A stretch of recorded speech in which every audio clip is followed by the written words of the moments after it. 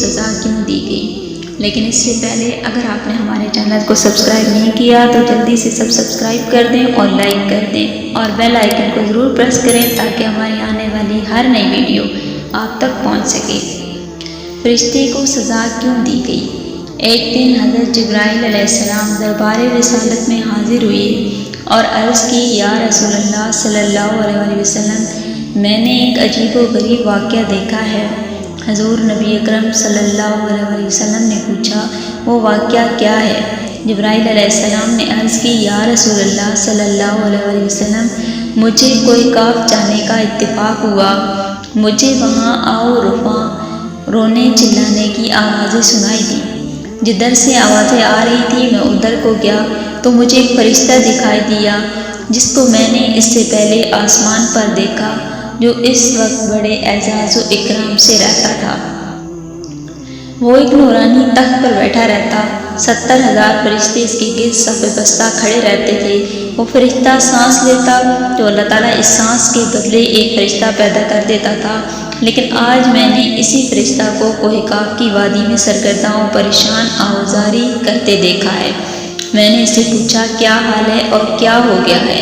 اس نے بتایا، معراج کی رات جب میں اپنے نورانی تخت پر بیٹھا تھا، میرے قریب سے اللہ تعالیٰ کے حبیب نبی اکرم صلی اللہ علیہ وسلم گزرے تو میں نے حضور نبی اکرم صلی اللہ علیہ وسلم کی تعظیم و تکریم کی پرواہ نہ کی۔ اللہ تعالیٰ کو میری یہ ادا، یہ بڑائی پسند نہ آئی اور اللہ تعالیٰ نے مجھے ذلیل کر کے نکال دیا۔ پھر اس نے کہا، اے جبرائیل علیہ السلام، اللہ کے دربار میں میری سفارش کر دو کہ اللہ تعالیٰ اس غلطی کو معاف فرمائے اور مجھے بحال کر دے۔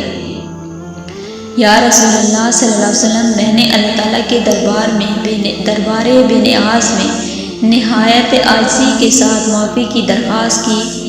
دربار الہی سے ارشاد ہوا، اے جبرائیل علیہ السلام، اس فرشتہ کو بتا دو اگر یہ معافی چاہتا ہے تو میرے نبی صلی اللہ علیہ وسلم پر درود پاک پڑھے۔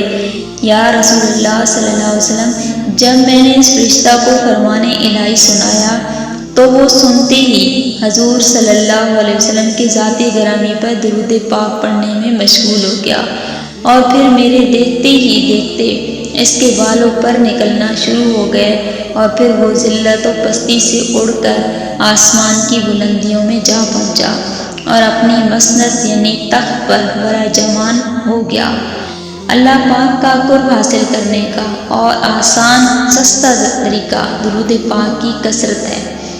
اللہ تعالیٰ ہمیں بھی کثرت سے درود پاک پڑھنے کی توفیق نصیب فرمائے۔ اللہم صلی علی سیدنا محمد وعلی آل سیدنا محمد۔